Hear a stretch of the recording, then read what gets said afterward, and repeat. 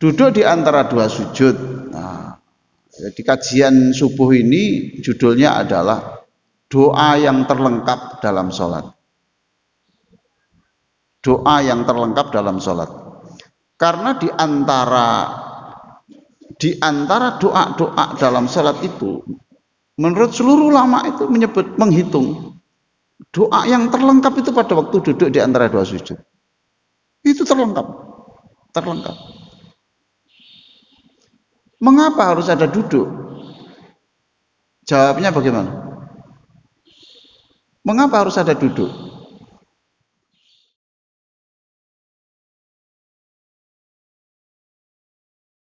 Assalamualaikum warahmatullahi wabarakatuh. Alhamdulillah wassalatu wassalamu ala Rasulillah wa ala alihi wa sahbihi wa mawalah, amma ba'du. Ibu-ibu, bapak-bapak sekalian yang sangat saya hormati, mudah-mudahan Bapak Ibu sehat ya, beri umur panjang. Kata Sayyidina Ali, salah satu yang mempercepat penuaan itu adalah kegelisahan. Jadi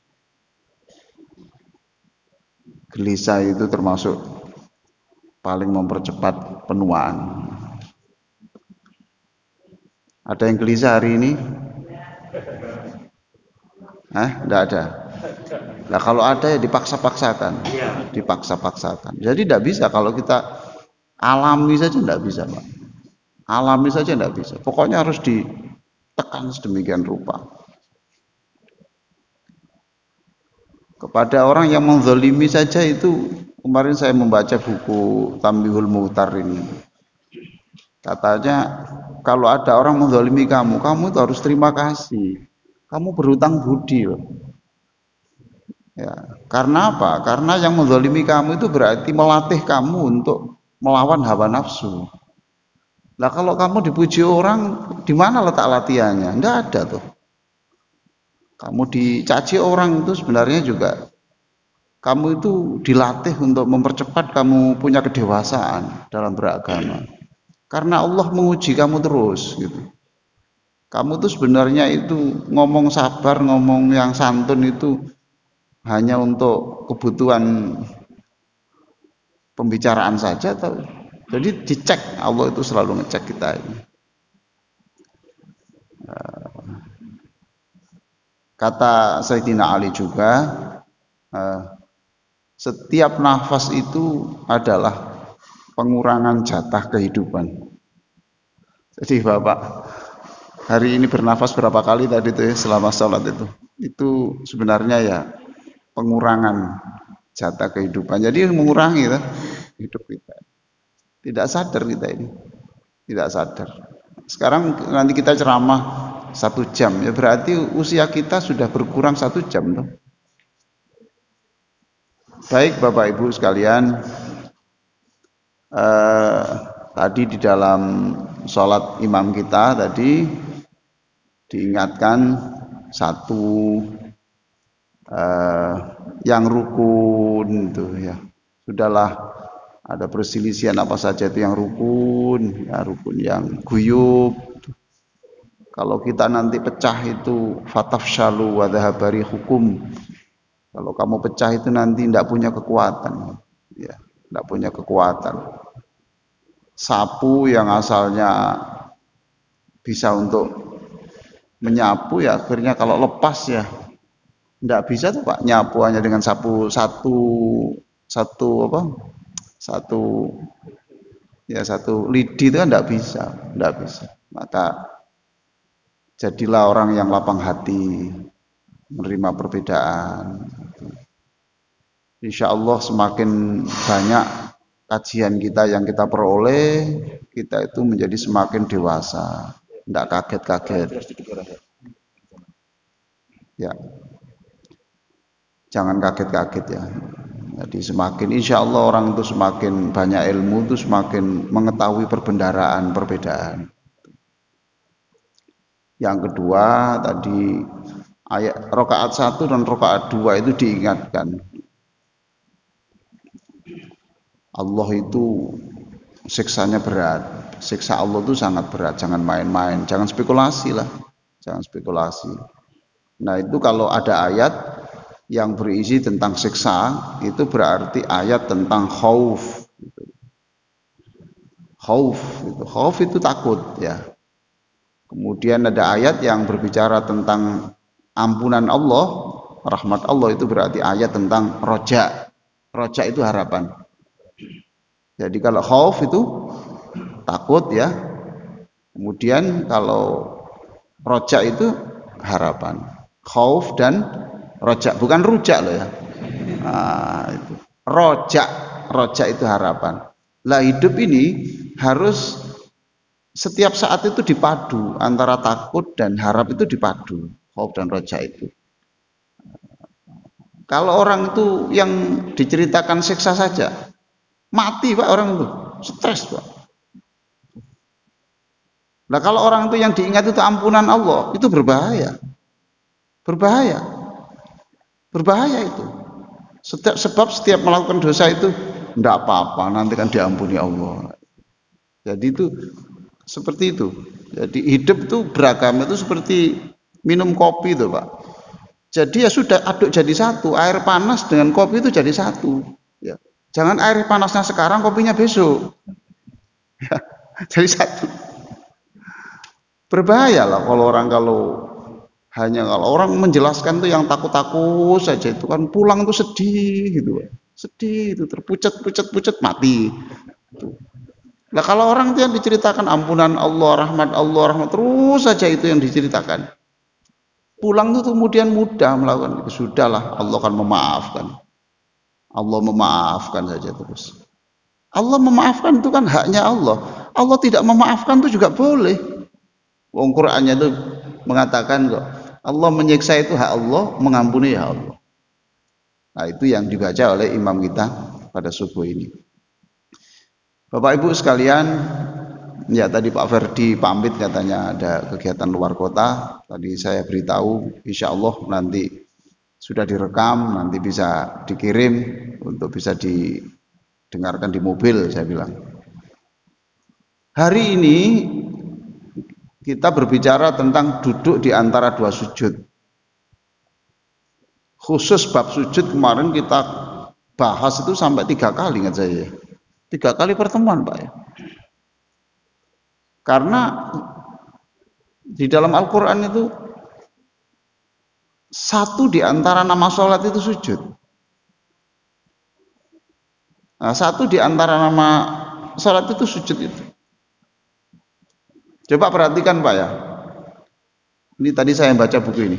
Dzauqus Shalah Indal Qayyim Al-Jauzi.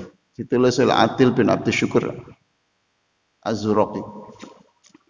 Coba Bapak perhatikan ya. Ayat surat yang pertama kali turun apa? Al-Alaq toh. Pertama bunyinya apa? Iqra, betul toh? Iqra. Itu apa? Iqra bismi rabbikal ladzi khalaq. Apa artinya Iqra? Bacalah. Terus ayat terakhir bunyinya apa? Apa Pak? Wasjud waqtarib. Perhatikan tuh. Sujudlah. Kalau kamu itu ingin sujud baik itu baca buku, cari pengetahuan tentang itu supaya kamu ngerti. Wasjud waqtarib. Sujudlah kamu dan dekatlah kepada Allah. Ingin mendekat Allah ya banyak baca buku. Banyak baca buku. Lah Ramadan itu perbanyak membaca Al-Quran itu juga tidak selalu kitab suci Al-Quran. Ini perlu saya jelaskan. Tidak selalu kitab suci Al-Quran. Tapi buku apa saja yang berbasis, itu loh Pak ya, yang bisa memberikan pemahaman lebih banyak tentang Al-Quran. Ramadan besok kita membaca buku tentang umpamanya penyakit yang banyak dihadapi sekarang ini, apa itu yang kanker di hidung itu, nasofaring ya, nasofaring. Bagaimana Quran menjelaskan hal itu, penyakit-penyakit atau tentang alam semesta dan sebagainya, baca. Jadi Kita banyak baca itu. Menarik sekali itu. Iqra, kemudian wasjud waqtarib. Duduk di antara dua sujud. Nah, di kajian subuh ini judulnya adalah doa yang terlengkap dalam sholat. Doa yang terlengkap dalam sholat. Karena di antara doa-doa dalam sholat itu, menurut seluruh ulama itu menghitung doa yang terlengkap itu pada waktu duduk di antara dua sujud. Itu terlengkap. Mengapa harus ada duduk? Jawabnya bagaimana? Mengapa harus ada duduk?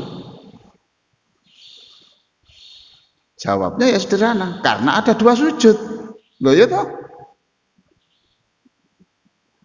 Kalau sujud satu saja terlalu lama, tuh, maka diberi waktu istirahat dulu.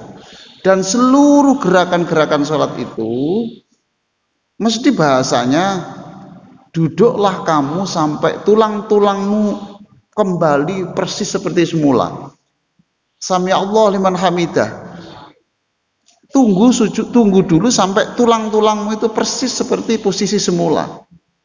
Sujud, lenturkan badanmu sampai itu tulang-tulang itu pada persendian yang enak. Bangkit itu seluruh begitu. Jadi kita bicara tulang. Seperti saya tadi duduk begini sebetulnya juga tidak boleh, harus begini loh. Yang tegak gitu. Nah, itu duduk di antara dua sujud. Namanya duduk apa itu namanya? Duduk di antara dua sujud begitu loh, Pak. Kaki kiri kita tindih gitu loh. Namanya apa? Iftirash. Apa? Iftirash. Iftirash itu kan tikar toh, Pak. Lantai itu, firash itu. Lah kok dinamakan duduk iftirash? Iya, karena kaki Anda yang sebelah kiri itu kamu jadikan, iya toh? Itu iftirash artinya. Jadi iftirash itu duduk di mana menjadikan kaki kita sebelah kiri, telapak kaki kita sebelah kiri kita jadikan tikarnya toh. Nah itu. Itu kalau duduknya duduk iftirash. Boleh juga supaya Bapak Ibu tidak terlalu kaget-kaget. Boleh juga duduk di antara dua sujud itu namanya duduk iq'a. Duduk iq'a itu adalah duduk yang menegakkan dua kaki, ya. Lalu pantat kita duduk di atas dua tumit. Coba Bapak coba duduk gimana? Enggak ya, sudah semua aja coba supaya tahu. Iya. Oke Pak ya. Seperti apa Pak? Coba Pak. Nah itu betul Pak. Itu tolong punggungnya tegakkan. Nah gitu loh Pak. Punggungnya tegakkan gitu. Nah ini lebih mudah menegakkan punggung itu lebih mudah. Nah, cuma Bapak sakit toh? Iya. Sakit karena tidak biasa. Tapi kalau itu sudah terbiasa ditekuk seperti itu. Kalau itu sudah biasa ditekuk seperti itu nyaman sekali Pak. Nyaman. Pada posisi itu saya menang. Seketika saya di Swiss itu, saya karena tinggal di fisioterapis ya. Orang Swiss ya. Tentang kelenturan sendi-sendi kita itu. Pada posisi itu saya tantang, ayo siapa yang kuat, saya atau Anda gitu.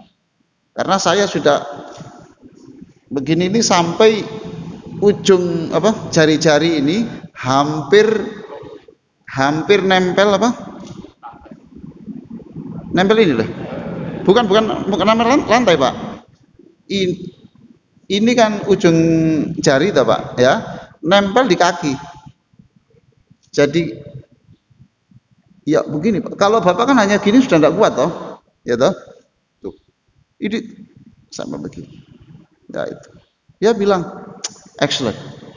Kok kuat kamu itu? Loh, saya sudah sering latihan. Anda kalau latihan mesti menang loh. Nah itu salah satu. Salah satu. Saya juga sering kalau di rumah, sholat sendirian itu sering kali dengan cara itu, karena itu bagian dari pusat-pusat saraf bagi saya itu.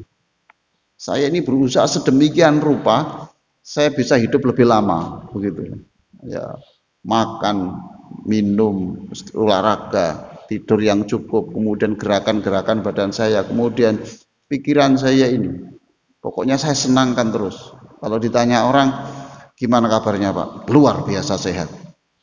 Gimana keadaan keluarga, sangat bahagia, senang. Saya itu hidup saya senang sekali, senang. Kok bisa begitu? Ya senang. Oh yang ngalami saya kok. Katanya Bapak sakit. Sakit tapi masih bisa hidup kan enggak apa-apa. Katanya kaki Bapak patah ya tergilir. Lah kaki kanan, kaki kiri kan enggak. Tangan juga enggak. Itu kok saya senang. Nah itu yang barangkali agak memperpanjang umur ya. Nah, itu namanya IKA. Apa?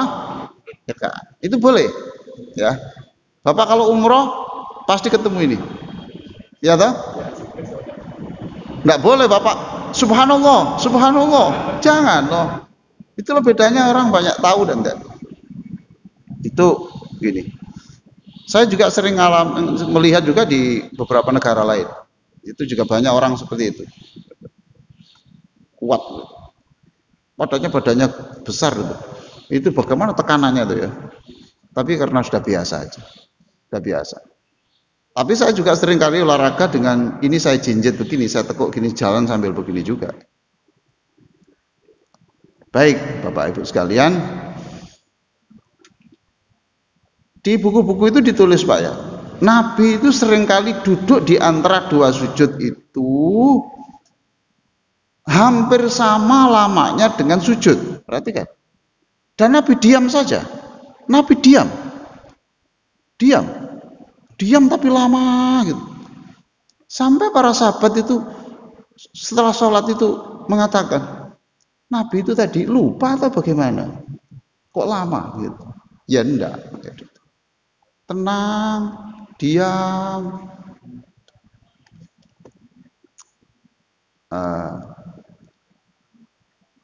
Nah, di mana letak lengkapnya? Letak lengkapnya bagaimana? Ah itu Pak. Iya. Dan Bapak minta apa? Coba perhatikan di situ. Satu, minta apa? Ampunan. Bedakan Pak. Wahai Allah, memang doanya macam-macam tuh Pak ini ya. Rabbi firli, Rabbi firli. Buku ini halaman 65. Satu ya. Rabbi firli, Rabbi firli. Itu doa ya. Itu. Yang kedua, Allahumma gfirli warhamni wa'afini wahdini warzukni. Wahai Allah, ampuni aku, kasihi aku, sehatkan aku, berilah petunjuk aku, berilah aku rezeki. Oke. Bapak mesti begini. Kok beda dengan yang saya baca ya? Itu ya? Itu Pak ya? Tuh. Terus yang ketiga ada lagi. Rabbi firli warhamni wajburni warzukni warfa'ni. Wahai Allah, kasihi aku, ampuni aku, mudahkan aku memenuhi kekurangan-kekuranganku, mudahkan aku membayar angsuranku. Ini wajburni itu.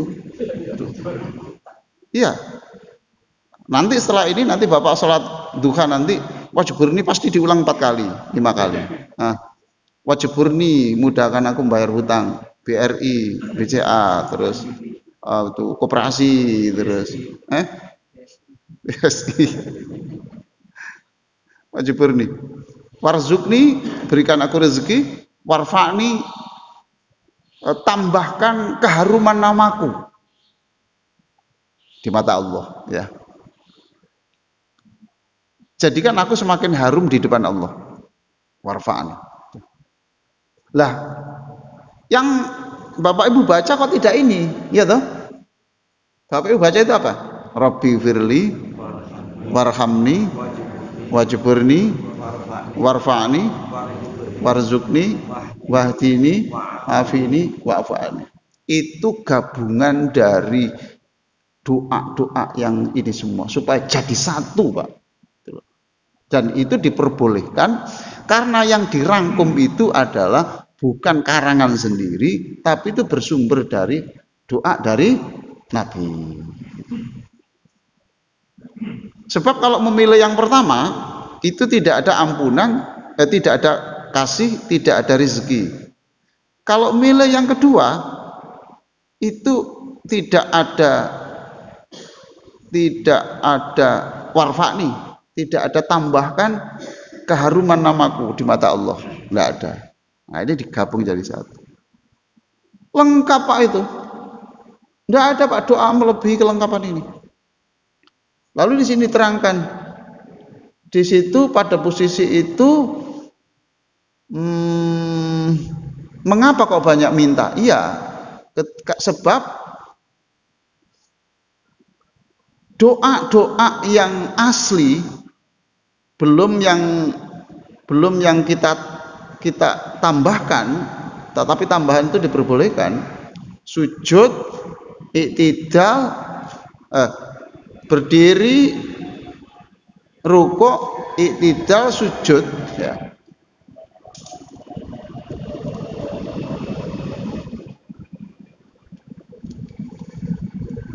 Nah, semuanya itu tidak ada permintaan itu, gitu loh Pak. Tidak ada permintaan rezeki, semua tidak ada. Paham toh Pak ya? Maka pada posisi ini diberi kesempatan. Sudah, yes, kamu tadi itu full atau fokus pada memuji Allah. Sekarang saatnya kamu meminta. Satu, minta apa? Ampunan, betul toh? Ayo kita pakai standar yang Bapak baca saja. Satu apa? Rabbi firli. Artinya ampuni, satu. Minta apa? Ampunan. Apa bedanya minta ampunan dan bedanya berikutnya apa? Ampunan dan kasih toh? Rahmat toh? Rabbi firli warhamni. Ampuni aku, rahmati aku. Bedanya apa rahmat dan ampunan? Saya sendiri tidak bisa jawab. Yang bisa jawab ya dari buku yang saya baca, Pak. Kalau rahmat itu mengantarkan orang ke surga, kalau ampunan itu menyelamatkan orang dari neraka. Kalau saya salah kepada Bapak, Bapak kan berhak menghukum saya toh. Paham? Tapi kalau Bapak kemudian memaafkan saya, kan Bapak tidak jadi menghukum saya. Paham Pak ya? Jadi dua itu. Berilah aku ampunan, berilah aku rahmat. Rahmat itu kasih. Welas asih bahasa Jawa itu. Berikan. Jadi penting dua itu. Maka Bapak ketika duduk di antara dua sujud, ya ingat begini. Wahai Allah, nah ini kasarnya begitu ya. Wahai Allah, sekarang saya bisa minta ampunan dan minta rahmat. Besok kalau saya mati, saya tidak bisa meminta ampun dan minta rahmat. Ganti orang yang masih hidup memintakan aku ampunan dan rahmat. Bunyinya apa? Allahumma ghfir lahu warhamhu. Sekarang Rabbi firli warhamni. Besok ketika sudah mati, Allahumma ghfir lahu warhamhu. Itu coba perhatikan dua itu. Ketika kita masih hidup bisa minta ampun. Orang mati itu membutuhkan sesuatu yang sangat penting Mbak daripada waktu hidup. Jadi kalau bapak kita meninggal sekarang ini, orang tua kita di akhirat itu membutuhkan lebih penting daripada yang dibutuhkan waktu di dunia dulu, Pak. Betul, Pak. Karena kalau dulu kita tidak memberi makan orang tua kita bisa cari sendiri. Loh ya tak, Pak? Orang tua kita itu loh, waktu hidup maunya kita tidak sempat membeli martabak, dia kan bisa membeli martabak sendiri. Nah kalau sekarang ingin ampunan, apa bisa minta ampunan sendiri? Pasti butuh kita. Sebab orang sudah meninggal dunia itu tidak bisa berbuat apa-apa. Jadi yang dibutuhkan itu lebih membutuhkan kita daripada waktu hidup. Tidak punya rumah, umpamanya orang tua kita tidak bisa membangunkan rumah, kan bisa aja itikaf di masjid yang lama-lama, atau bikin rumah-rumah plastik di bawah jembatan masih bisa, Pak. Masih bisa berlindung lah, atau di emperan toko, atau ikut di panti. Nah kalau sudah mati gini nggak bisa. Oke ya, Robbi firli warham. Jadi kita pada waktu duduk itu satu, minta ampunan. Masya Allah, ampunilah aku ya Allah. Terus berilah aku, kasihlah aku. Terus apa lagi? Robbi firli warhamni, terus wajaburni, penuhilah kebutuhanku. Ada kurang-kurang sedikit itu tiba-tiba engkau menyuruh makhlukmu datang untuk mengirim rezeki pada saya. Wajaburni itu di situ. Lengkap toh, Pak. Ya ampunan, kemudian ya apa? Kasih, ya kesulitan, tidak sampai terbelit hutang lah, tidak sampai terbelit. Kasihan Bapak orang susah hidupnya itu karena hutang tuh berat, Pak. Terakhir ya rumah dijual, kemudian dia minggat ke luar pulau, itu, Pak. Karena salah keputusan dulu. Kok bisa begini toh, Pak? Gimana ini? Ya Pak, saya dulu itu karena butuh mendadak, saya pinjam di penjol, tuh pinjaman online, terus saya pikir ya sudah aman Pak itu. Tahu-tahu setelah 4 tahun kok jadi sekian. Ya Bapak jual apa yang ada gitu Pak untuk gitu. Jual apa lagi Pak? Tidak ada. Wong saya juga tersangkut di apa Pak yang kartu yang gini terus bisa beli itu Pak. Betul apa ya Pak? Kredit card. Saya juga tersangkut itu Pak. Ya apa lagi Pak yang dijual? Tidak ada.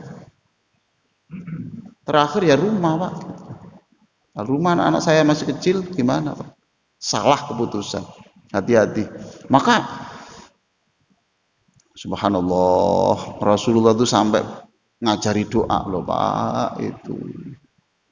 Wa na'udzubika min ghalabatid dain. Itu Nabi.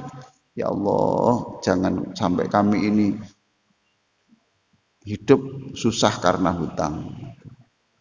Kamu sekarang ini apalagi Pak? Sekarang tiap hari kita ditawari hutangan loh Pak. Betul loh. Saya kemarin ditawari lagi itu di HP itu, Pak, BPKB Bapak nganggur. Daripada nganggur Pak, gitu.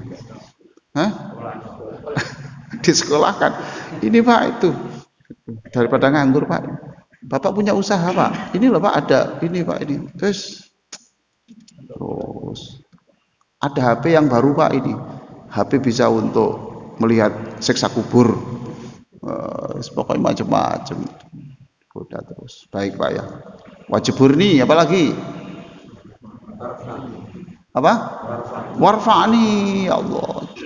Warfa'ni itu tingkatkan akhlak saya, tingkatkan keharuman saya di depan Allah.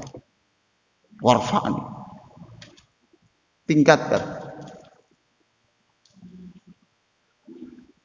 Terus warzukni.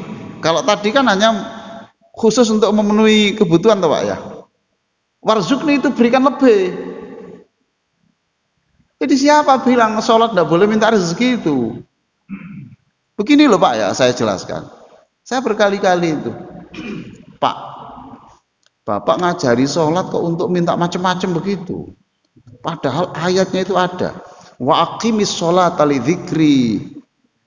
Dirikan sholat itu hanya untuk mengingat aku. Kok Bapak ngajari sembuh dari liver, mencret, wasir, hutang, itu dari mana? Loh, Bapak lupa toh. Rasulullah tuh ngajari warzukni juga. Yang tidak, gini loh. Maksudnya gunakan sholat itu hanya untuk mengingat aku, itu artinya seluruh doa di dalam sholat itu orientasinya harus orientasi ridhonya Allah. Bapak kalau minta rezeki, ya Allah berikan aku rezeki supaya aku bisa bersenang-senang terus, ya Allah. Bagaimana kalau saya makan siang di Singapura, buah kotoran di Thailand?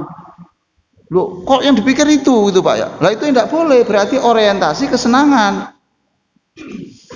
Wa aqimis sholata lidzikri, dirikan sholat itu mengingat aku, itu artinya seluruh permintaan dalam sholat itu orientasikan untuk Allah.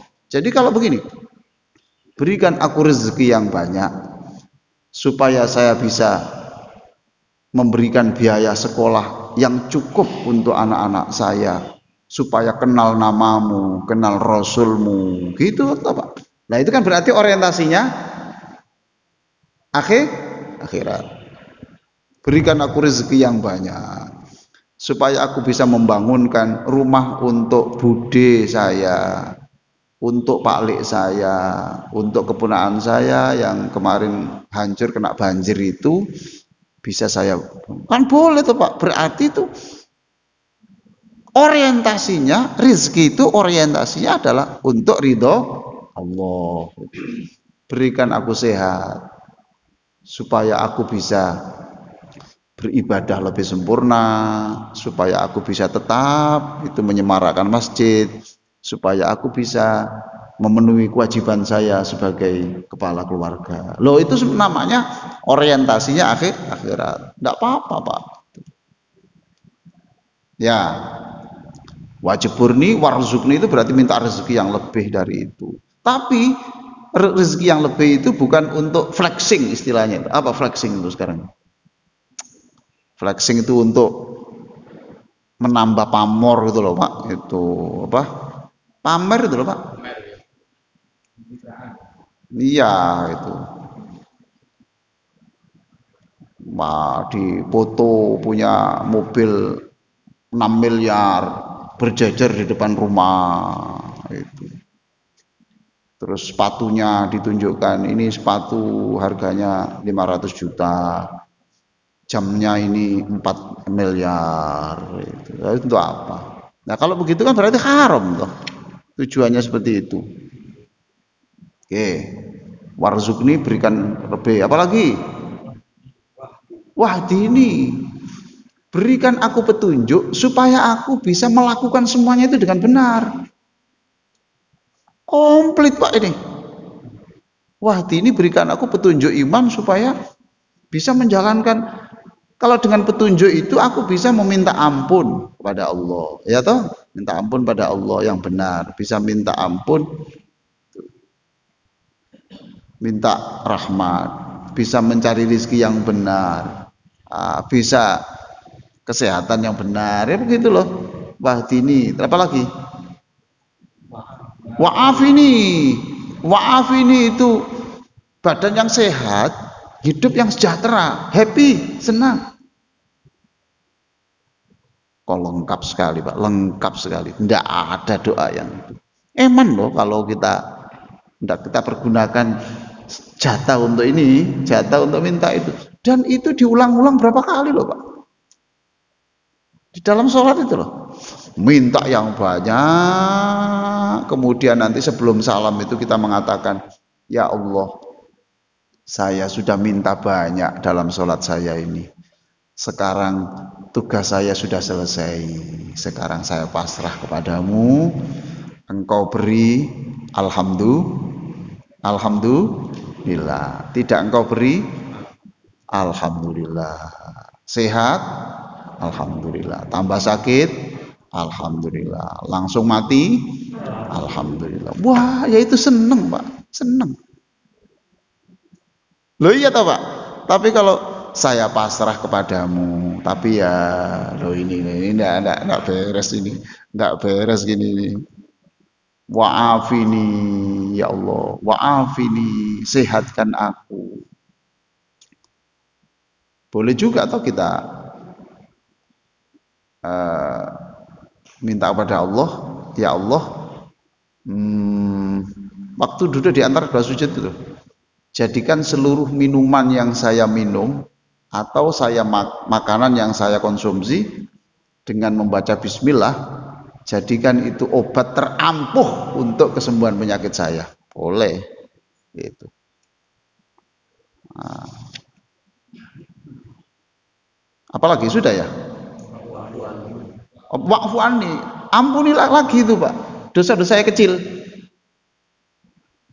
Ampuni saya. Komplit, Pak. Komplit. Nah, kalau sampai sekian banyak itu agak berat toh, Pak. Walaupun saya jelaskan begini, Bapak nanti gelagap-gelagap juga loh, kan nggak persiapan, Pak.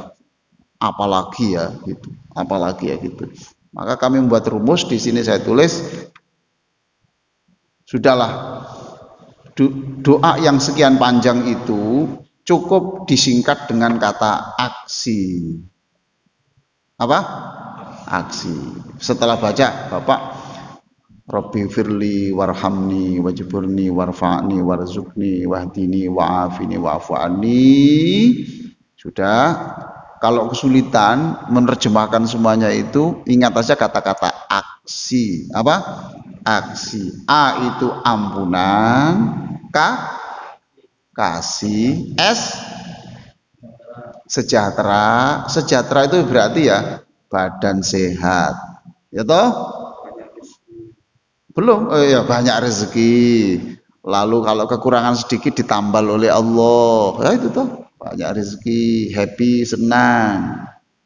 S itu sejahtera, itu berisi tadi itu, warzukni minta rezeki, wajburni minta dipenuhi kekurangan-kekurangannya, dan itu sudah dilakukan Allah, Pak.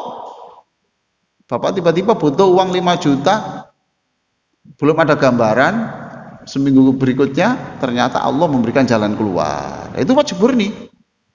Waktunya bayar SPP, 3 anak bareng semuanya itu. Dari mana ini? Ternyata ada juga. Itu wajburni. Ampunan, kasih, terus sejahtera, itu iman. Petunjuk iman. Komplit. Sudah. Luar biasa. Baik ya.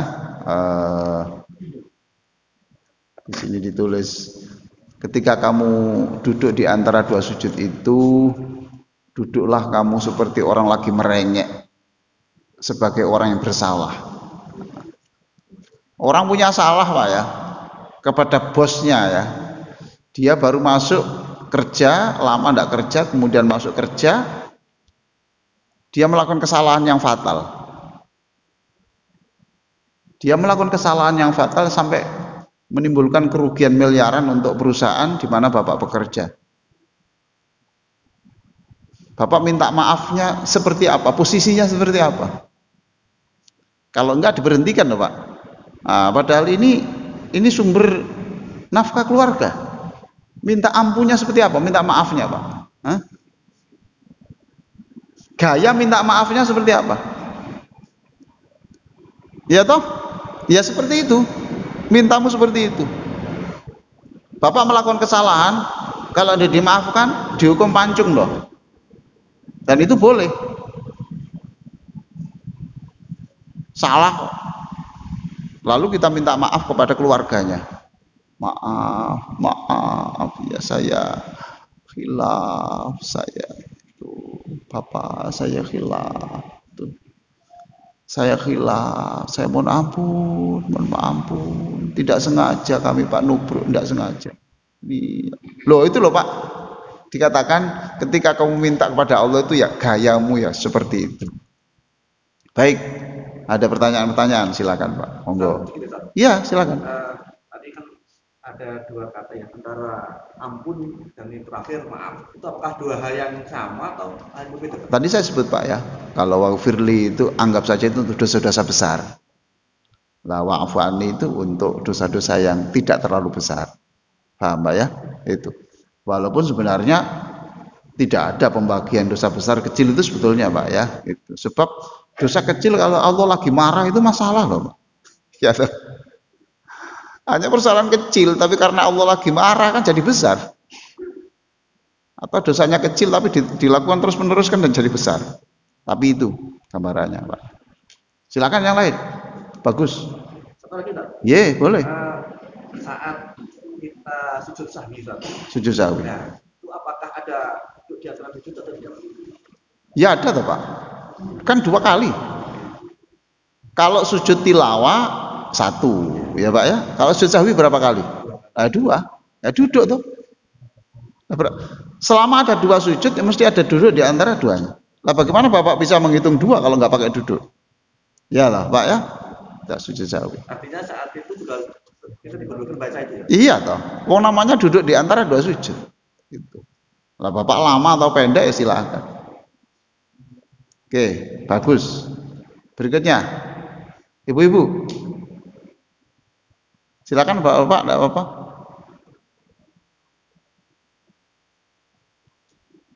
Silakan Pak. Nggih.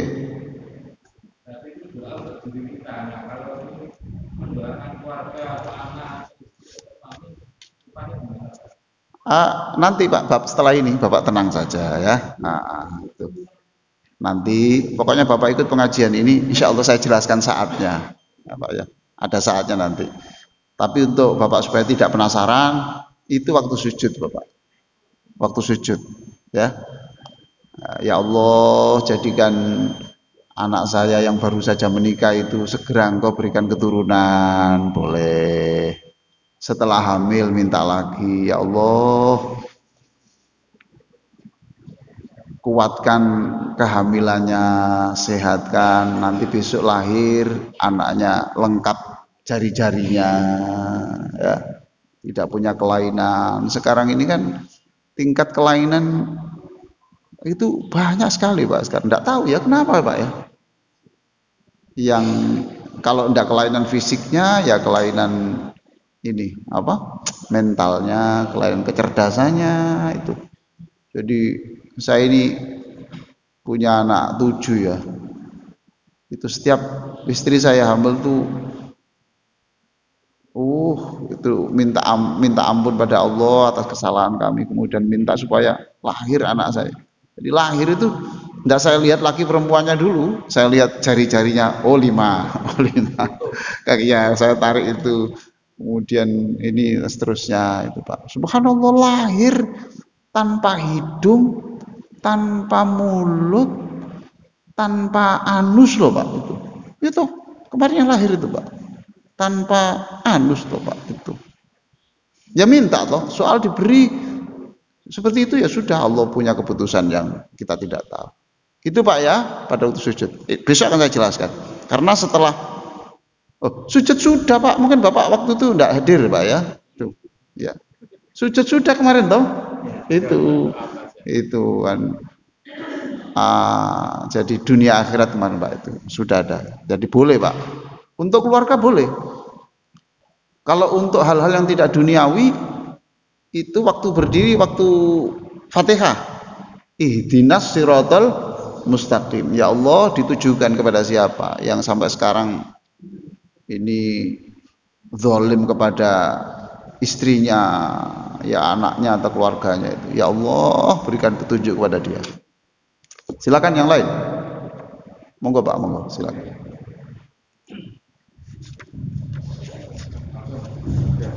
Silakan Pak.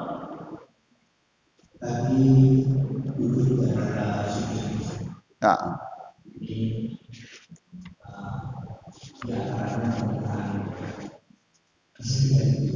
Apa Pak? Iya betul.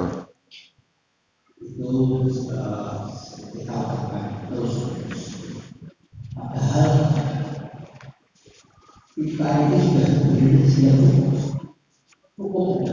Iya. Semuanya. Apakah itu juga diminta terus? Sudah Pak. Sudah Pak. Itu yang pertama. Ya itu dulu Pak dulu. Gini loh Pak ya. Lalu Bapak apa maunya tidak? Ya Allah saya tidak mau doa itu gitu. Lah doa itu yang ngajari Gusti Allah loh Pak, ngajari Rasulullah. Ya dibaca saja. Di mana Bapak kalau hidup ini Pak ya mohon maaf saja. Kalau hanya untuk kebutuhan kita Pak, selesai Pak. Lalu apa kita tidak punya tanggung jawab kepada orang-orang yang kesulitan ekonomi itu? Sampai kemarin saya baca di kitab Tambihul Muhtarin itu, jika di kampung itu ada orang kelaparan dan Anda diam tidak menolong, sekampung itu dosa semuanya. Kenapa itu? Nah, gitu loh Pak. Jadi makanya gini, kalau rezeki itu kalau untuk kebutuhan Bapak, untuk istri Bapak, anak Bapak, finish, selesai. Tapi apa Pak? Tidak ada keinginan untuk bagaimana menyekolahkan anak-anak yang tidak mampu, yang sekarang jumlahnya sekian banyak ini.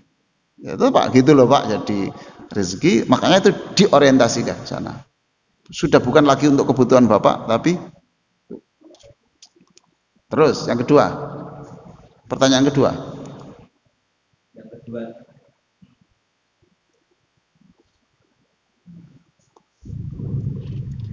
Yang kedua ini diulang. Boleh.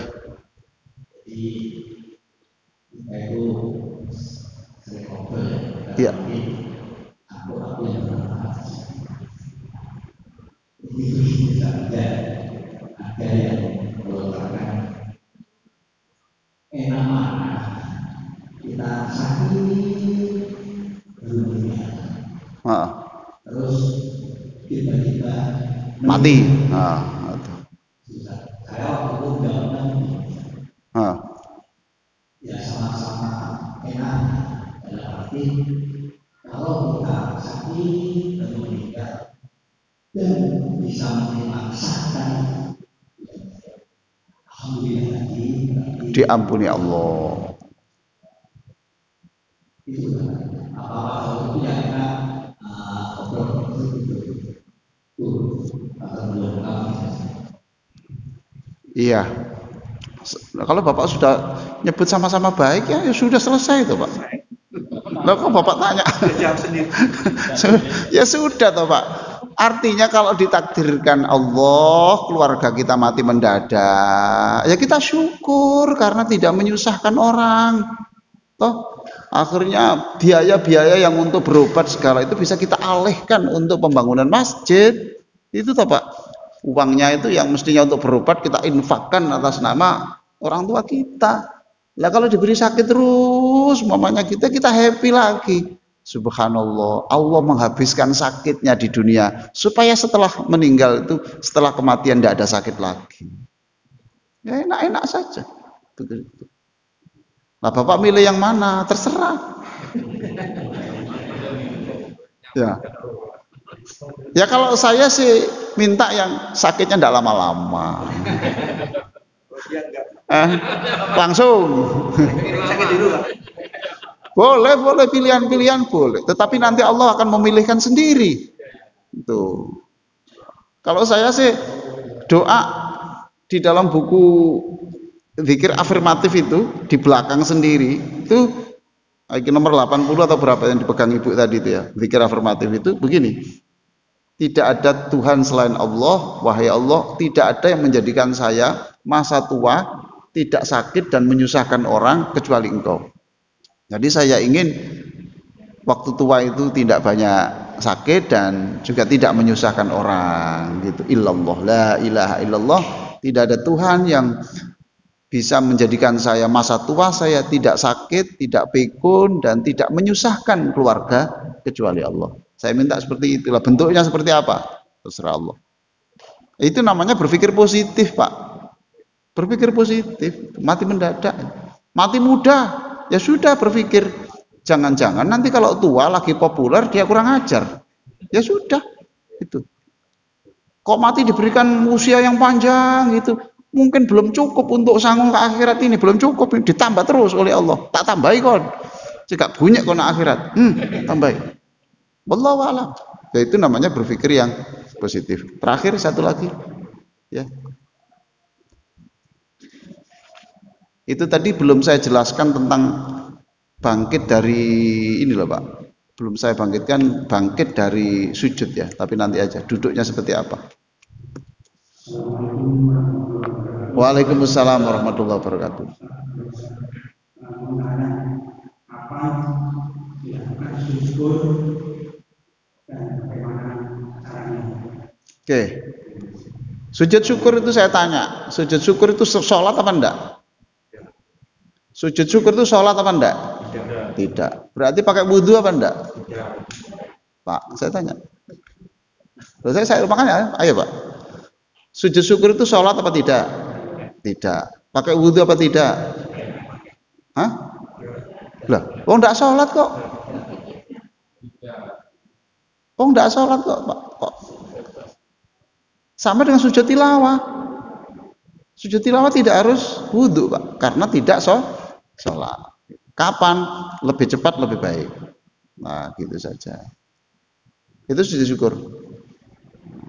Nah, kalau begitu kita ini setiap menit sujud syukur Bang kita. Ayo Pak. Bapak sekarang diberi apa oleh Allah? Jam ini. Jam ini. Bapak diberi apa oleh Allah? Mahal toh? Mahal. Sujud syukur.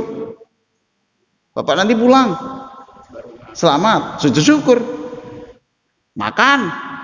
Ada yang dimakan, sujud syukur. Kumpul istri, sujud syukur. Itu caranya Pak ya. Jadi tidak perlu wudhu. Tapi kalau pakai wudhu juga lebih baik, karena jangankan sujud syukur, mau makan saja itu dalam keadaan wudhu lebih baik. Ya tidur lebih baik. Itu Pak ya. Jadi akhirnya kita ini sujud itu ya, sujud syukur itu sujud seperti itu, dan juga kita sebenarnya kita setiap hari ya syukur, Fatihah itu syukur, alhamdulillah, alhamdulillah dan seterusnya. Jadi alhamdulillah, alhamdulillah, alhamdulillah, subhanallah itu bagian dari itu sujud syukur. Ibu kok tidak ada yang tanya ya? Ibu tidak ada yang tanya. Sudah jelas Bu ya. Diwakilkan. Demikian, mudah-mudahan manfaat. Jadi ya Bapak, sebelum saya tutup supaya Bapak punya otak kanannya bekerja. Sekarang Bapak duduk di antara dua sujud, semuanya. Di antara dua sujud. Oke. Duduk di antara dua sujud. Iftirash. Boleh. Nah, tuh. Dulu masih ingat? Awas punggung jangan menekuk ya, harus tegak gitu. Tegak gini Pak. Nah, itu ya. Sudah? Bapak baca doa. Rabbi firli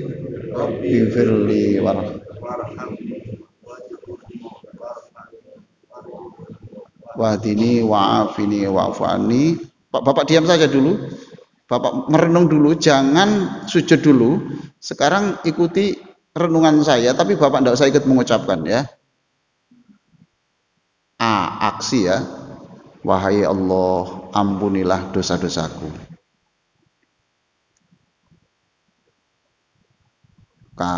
Kasihilah aku ya Allah. Kasihilah aku ya Allah. Kasihilah aku ya Allah. Wahai Allah, berikan aku rezeki yang banyak sehingga saya bisa berbuat untuk agamamu, berbuat untuk menolong hamba-hambamu yang kekurangan. Wahai Allah, jagalah aku dari semua penyakit. Wahai Allah, sembuhkanlah penyakit saya, yaitu penyakit titik-titik yang saya alami hari ini. Wahai Allah, berikan aku petunjuk iman supaya saya bisa berjalan di atas jalan yang benar, bisa berkata yang benar, bisa bertindak yang benar, bisa bersikap yang benar. Nah, cukup Pak, cukup ya seperti itu. Jadi doa dulu ya, doa dulu, kemudian baru perenungan. Paham toh? Yang direnungkan adalah 4 hal tadi. A ampunan, K kasih, S sejahtera, I iman. Ya saya bikin rumus itulah karena orang seusia Bapak ini tidak gampang loh Pak mengingat itu ya. Waktu pengajian ingat, tapi kalau di rumah lupa lagi. Ini pun Pak, kalau Bapak tidak punya kemauan sampai mati ya begini terus. Bapak punya kemauan apa enggak untuk memperbaiki sholat? Kalau enggak punya kemauan sampai mati ya sholatnya seperti itu. Karena memang enggak ada kemauan. Enggak ada kemauan. Seluruh kesuksesan itu pasti harus bermodal kesungguhan, kemauan itu. Ya kalau sholat jamaah enggak bisa enggak apa-apa ya waktu di rumah. Kalau duha enggak bisa ya nanti waktu menjelang subuh. Kalau subuh setelah maghrib. Pokoknya satu di antara duduk di antara dua sujud tadi itu boleh diangsur. Rakaat pertama fokus pada X, rakaat kedua fokus pada X, rakaat pertama. Demikian mudah-mudahan manfaat. Allahumma sholli ala sayyidina Muhammadin wa ala alihi washabbihi ajma'in walhamdulillahirabbil alamin. Allahumma anfa'na bima 'allamtana. Ya Allah, jadikan kami punya ilmu, bisa kami berikan kepada orang lain. Jauhkan kami dari menyimpan ilmu untuk diri sendiri. Lalu jadikan apa yang kami ketahui ini menambah kemuliaan kami di hadapan-Mu, menambah kedekatan kami kepadamu. Berikan kami ampunan-Mu, berikan kami kasih-Mu, berikan kami kesejahteraan, ya rizki, ya kesehatan, berikan kami petunjuk-Mu. Rabbana atina fid dunya hasanah wa fil akhirati hasanah wa qina adzabannar. Walhamdulillahirabbil alamin. Wassalamualaikum warahmatullahi wabarakatuh.